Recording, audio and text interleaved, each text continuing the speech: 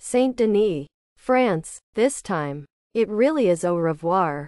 A summer sporting bonanza, which started under pouring rain on July 26 with a remarkable opening ceremony on the Seine River, was ending Sunday with the Paralympics closing at a rain-soaked Stade de France. It lowers the curtain on successful back-to-back events that captivated fans and raised the bar high for others to follow. Good luck Los Angeles in 2028.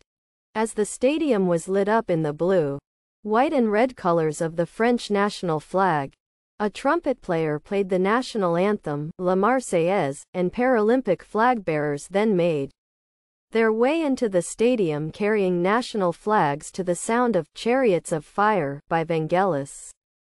Everyone can see what an inclusive world is like, Tony Estanguet, the head of the Paris Olympics in 2024, said in his closing speech. Now there is no turning back. The International Paralympic Committee President Andrew Parsons said France excelled itself as a host in both games. Paris 2024 has set a benchmark for all future Paralympic Games, Parsons said. For a country famous for its fashion and its food, France is now famous for its fans. The crowd clapped along to a breakdancing set and, later Sunday, famed French electronic music composer Jean-Michel Jarre was to close out the ceremony, which was again led by artistic director Thomas Joly. His intention this time was to turn the stadium into a giant open-air dance party. More than 20 DJs, including Etienne de Crécy, Martin Solveig and Kavinsky, were to perform in a tribute to French electro music to the theme, Journey of the Wave, or The Wave Goodbye, from the 64,000 fans and the city itself to the more than 4,000 Paralympic athletes. Summer vibes kept going. After the successful Olympics showcased the vibrancy of fans from around the world and the beauty of the city's iconic venues, there were doubts that the energy would keep going into the August 28 Sept. 8 Paralympics. Those doubts were dispelled, with athletes enjoying strong support.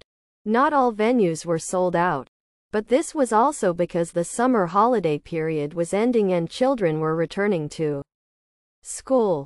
A surge of enthusiasm saw 2.4 million tickets of the 2.8 million tickets sold, second only to the 2.7 million sold at the 2012 London Games, and this was some feat considering that by late June, only 1 million had been sold.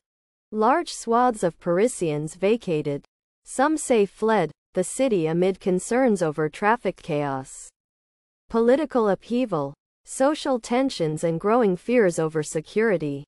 But locals who stayed or French fans coming in from other towns and cities gave their athletes huge support over both games. With the games we rediscovered our creativity, said Estanguet, a former Olympic canoeing champion. The France which smiles, which loves itself. French success on and off the track. In the Olympics, France tallied 16 golds among its 64 medals to finish 5th overall in the medal count. And it won 75 medals overall in the Paralympics. The Games themselves were a success for French President Emmanuel Macron. Transport ran well. There were very few organizational glitches and security issues were appeased, with police even engaging in friendly banter or posing for photos with fans, a rarity in France.